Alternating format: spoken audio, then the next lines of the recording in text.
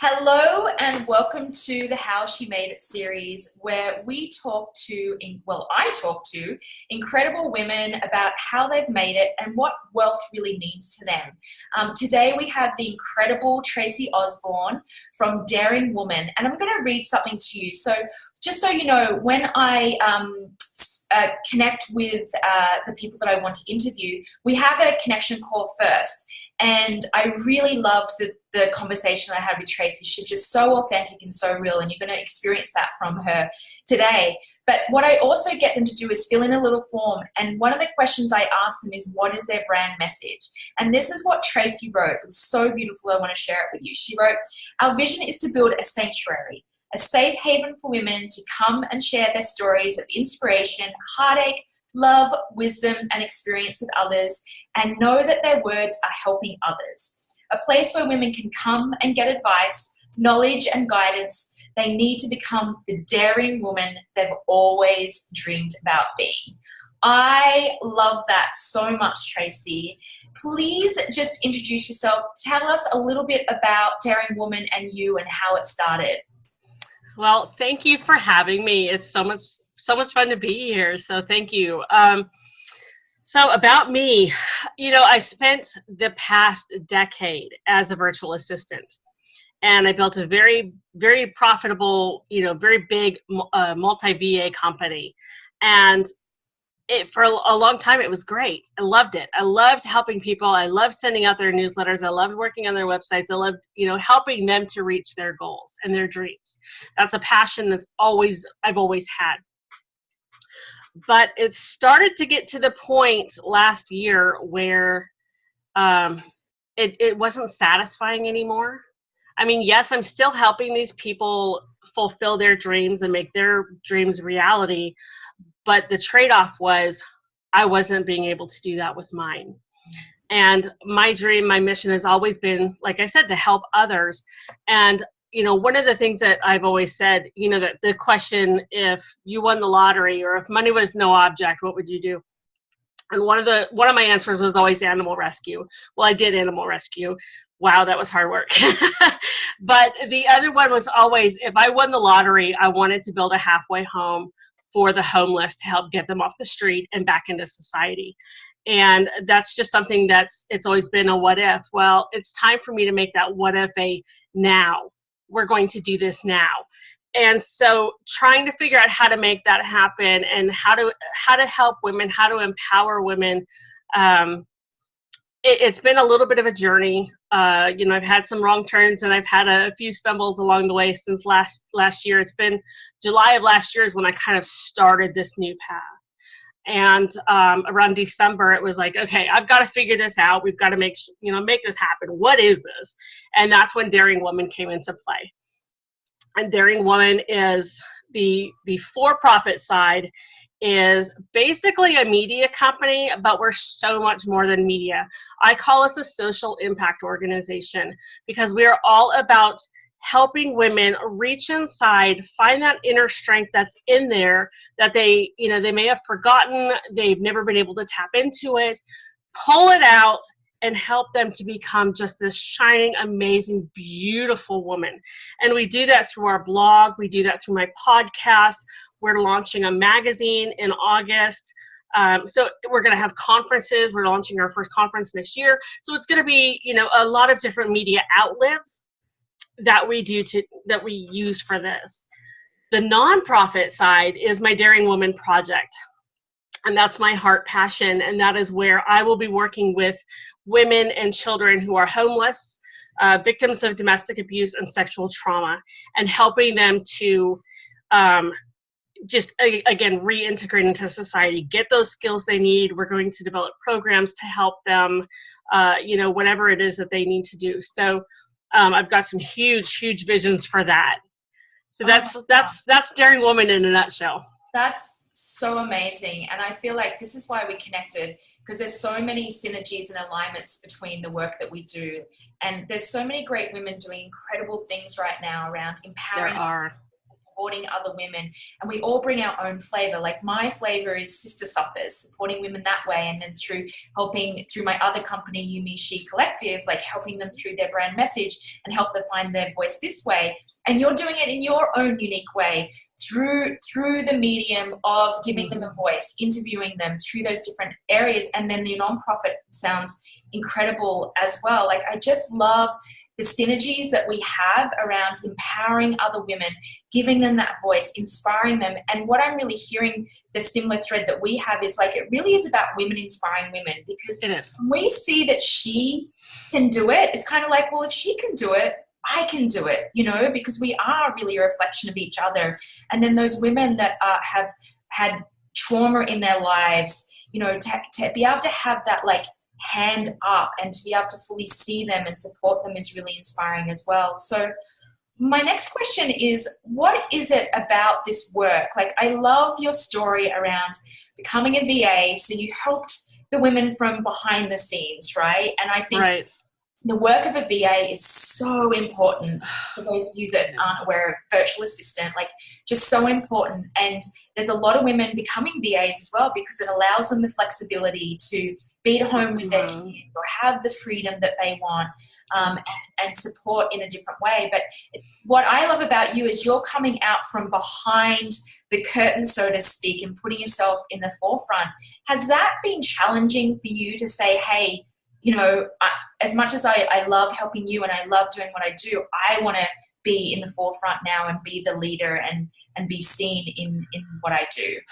If you had asked me that 10 years ago, I would have said absolutely, because I was one of those deathly afraid of speaking, just open up the ground and swallow me whole. I find that so hard to believe. Oh my gosh. So, actually back in 2007, when I was working my last job, networking was a huge part of my role. And I had never done a networking event before. I didn't know what I was doing. My boss one day said, I can't go to this lunch. I need you to go. Here's the directions. You know, talk about just kind of tossing me into the lion's den. I stood up to give my 60-second speech, so that I had no idea what I was doing. I've never prepared an elevator speech before. And by the time I was done, I was just like this. I was shaking so bad. I wanted to throw up, and I just wanted to die. And so that is actually what got me started with the public speaking. I started networking at the Metro Chamber of Commerce in Atlanta a lot. And they, the head of the programs there actually made me the chair of their networking committee. So I ended up having to run all these meetings all of a sudden. And that really, I launched their Toastmasters group. And that really helped me to come out of my shell and realize, you know, I'm not going to die getting up in front of these people. And they're not standing, or they're not sitting there judging me. And that, I think for me, that was always why I didn't want to get out in the forefront was, oh my gosh, people are judging me. What if I'm having a bad hair day? What if they think my outfit makes me look fat? You know, all that stupid stuff. But once I was able to get over that, it was like, here I am. Let's do this. So no, you know, 10 years ago, yeah, absolutely, it would have been challenging. Now I'm like, I'm ready. Let's go. Let's go. That's awesome. That's awesome. I love that. And I think that takes a lot of courage too. Like, you saw that there was an area that you wanted to improve on, and then you put yourself out there. And that's also another reason why I started Sister Suppers, because so many women are feeling disconnected when they go into a networking group, or they don't know how to make new friends. So when they come into women's homes, it's a much safer area. So I love that you like really stepped out of your comfort zone to like move through that as well. And now here you are a daring woman. You are, and I think I mentioned this the last time we spoke, is like, you're showing up as that daring woman. Like, you're showing up as that leader to support women on so many different ways. So you're running a nonprofit and a for-profit. That's a lot of work. So how do you like, you know, designate your time, and where is your main focus right now? So I have this problem that's called shiny new project syndrome. And so I tend to want to do everything right now. Oh, new idea. Let's do it. Right. So I try to do way too much at first. And I'm doing this basically myself because we're a brand new company. There's no money coming in. The only money coming in is I haven't completely shut my VA business down. I've left a handful of clients that will pay my bills. Yeah. And that's it. So the majority of it has been on me, and it's been hard. That's probably been the biggest challenge, actually, is that I'm doing 99% of the work right now. I've been able to actually connect with some wonderful people. I brought on my COO, Jerry, who we've come to an arrangement. She's on part-time as the CEO to help me get the funding so that we can bring her on full time. I have an intern who is just kicking butt with my social media, who is a 6-month intern, and then we're going to bring her on full time. So I've been able to, find some of these people who are willing to basically donate some of their time because they truly believe in what Daring Woman is, and they truly believe in this vision, and they know that this company is going to just rock the world of women around the globe. And so I've been very fortunate. I just finally broke down and got a loan from my mom. I'm like, dude, I need some capital coming in because I can't do this anymore. I've got 5 websites I'm trying to maintain that all kind of coordinate with each other, and plus all this other stuff. And so I finally had to break down to get some capital so that I can hire some talent. And now that I've got that talent coming in, that will free up my time so that I can actually focus on the growth and the mission and all of that. So that's kind of how I'm doing it. I stumbled along for a while by myself, but now I'm getting a nice solid team of women. That's awesome. I love that. And I think there is something to be said around bootstrapping it when you first start, because absolutely, you get to learn, like, what do you need? What are the gaps? What can I do? What am I best not doing? All those sorts of things. And something about when you're creating a vision that has like a global kind of feel, that has like a mission-based entity to it, that really is a movement, right? Like for me, Sister Sup is a movement. For you, Daring Woman is a movement. It is, yep. We're talking about similar things, but we're doing it in different ways, in our own unique ways. And what I love about that is when you enroll people into the vision, when they really believe in it, they'll do I shouldn't say anything, but they will really support you in its growth. They will do as much as they can. Absolutely. Totally. Yes. What you're sharing is such an example of that. So what is it specifically about the nonprofit organization around helping women, homeless women or women that have gone through trauma and things like that, that you feel ultimately connected to? Is there something that you experienced in your life? I have been all 3. So I did a short stint homeless with my oldest daughter when she was a baby. I've been in multiple domestic abuse situations, and I've been raped. So, and I've had several attempted rapes. So I've been in all 3 situations. Thankfully, not as bad as some. I've met some women who their partners, their husbands, were going to kill them. Thank God I was able to get out before anything got to that point.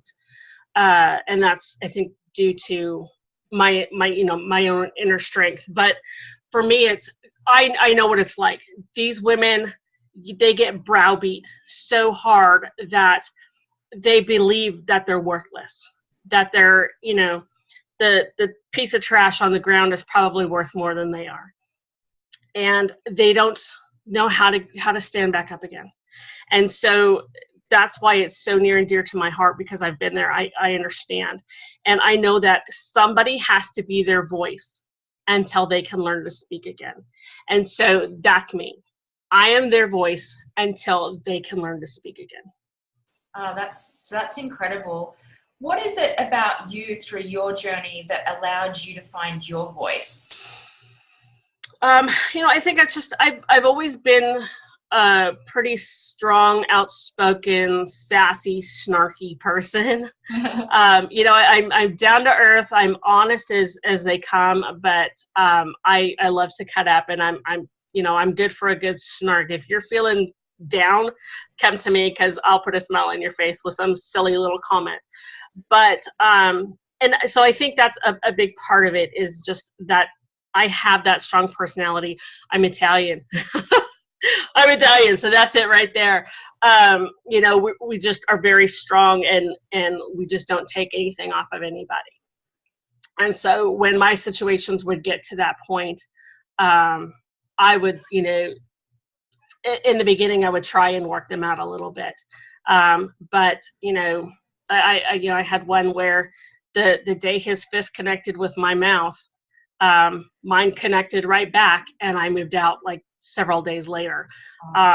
When Orlando killed my kitten in front of me with my two children in the next room, listening as I'm screaming hysterically because this guy is breaking my kitten's neck in front of me, and he had to do it twice because it didn't work the first time. I left 2 days later. He took off and didn't come back, and it took me a couple days to make arrangements, and I got the hell out of there. So it's that inner fortitude, and you know, and also I've had kids. I've been a parent since I was 19. So I'm not keeping my children in this situation. So that's kind of been, you know, I think my backbone is my girls. Yeah, having a reason totally that's bigger than you. Would you say those experiences, you know, all the experience that you had around being homeless, around, you know, sexual abuse, rape, physical abuse, has created you into the strong woman that you are now? I think it's definitely helped. Would I want to go through those again? Probably not. You know, I don't think that's something I'd want to relive. It has helped me because there's so much mental and emotional baggage that comes with that. I've had to spend years working on my own self-esteem. I am my worst enemy. The stuff that I say to myself, I wouldn't utter to the worst person on the world, but I have no problem saying it to myself. So, you know, it's a journey that I have to work through. And I think that's part of my life lessons is, you know, my own self-worth. But a lot of that had to do with everything that I've experienced in the past. So yeah, I would have to say that a lot of that experience has helped me because I've had to go through so much healing and so much growing to get over that and to get past that and to not live in a victim state of mind. Amazing. Is there any particular, like, a mentor or someone that you follow that kind of got you onto a path of healing? You know, I'd say probably my first touch with that would be Tony Robbins. Really got into him. And then, you know, it's just been kind of the Jack Canfields and Brian Traceys and those kind of people, Deepak Chopra. You know, Oprah, watching her story. So, you know, a lot of it is just seeing these other stories. And, you know, lately I've taken to reading a lot of nonfiction biographies, memoirs of women who have gone through hell and have come out strong. And that's part of what my podcast is interviewing these women who have gone through just these horrific stories or, you know, their own challenges and struggles and how it's empowered them. And listening to those and talking to them, reading their stories, that actually helps me because it's, well, they did this, you know, they went through this and they are so much better for it now. I know that I'm going to be okay. I can continue on my journey and I can continue to make myself better so that I can help others. Yeah, 100%. That's so powerful. And it goes back to what we were saying before about if she can do it, I can do it. And I think there's something different between the energy of woman to woman than there is to woman to man. Like Tony Robbins is amazing. Don't get me wrong. I think he's great. But when it's a woman that has been through the journey of trauma, whatever that trauma looks like, and she comes out the other side, it just gives us more hope. It gives us more inspiration. Yes. It really makes us feel like we can do it. So I am just so grateful that you are doing this work. And I know many, many other women are and going to be as well. And because I know that it's not easy. Like you said, you're bootstrapping it. You've asked for a loan from your mom, like all those things. But when we have that bigger vision, when we have that bigger why, that's what gets us out of bed in the morning. What do you think it was about, you had like a really successful VA company. Do you feel like that was like really getting you ready? That was the stepping stone to be able to do what you're doing now? Totally. Yeah, 100%. I was like, okay, so the past decade has really helped me kind of hone my skills. I know how to work with VAs. I know how to do the techie stuff, so I can bootstrap this. I can build the websites myself. I can do most of this work. And I've already made a ton of the mistakes of being an entrepreneur. Because when I came into the VA business, that nobody had heard of a VA. Nobody knew what it was. I had to figure this thing out on my own. And so my journey to success as a VA took longer because I had to figure it out on my own. So now I have that knowledge, I have that skill set, and I can definitely just turn it right to this company and bam, here we go. Yeah. And now hopefully you don't have to figure it out. It sounds like you're not going to. You're getting a really great team. Is not figuring it out on your own, because I think there's so much of the society that we live in is like, you got to work hard and you got to hustle and you got to figure it out for yourself. But really, when we can do it together, we really are better. Like it's not to say that we can't do it on our own. We absolutely can, but it takes longer and it's more lonely and it's harder. So why not ask for the support, get that help, say, I need help. This is what I'm doing. Can you help me? And especially women, not to say that men won't, but I think women, we're natural nurturers. Like, we want to help. We want to like see each other succeed. So getting that help is so important. Yes, it is. There's a quote that I love to say, and it's, we are strong alone, but together we're unstoppable. Oh, I love that. We are strong alone, but together we are unstoppable. That is so true. Yeah. That is so true. So can you share a little bit more detail with the listeners around the different ways that they can connect with you through Daring Woman?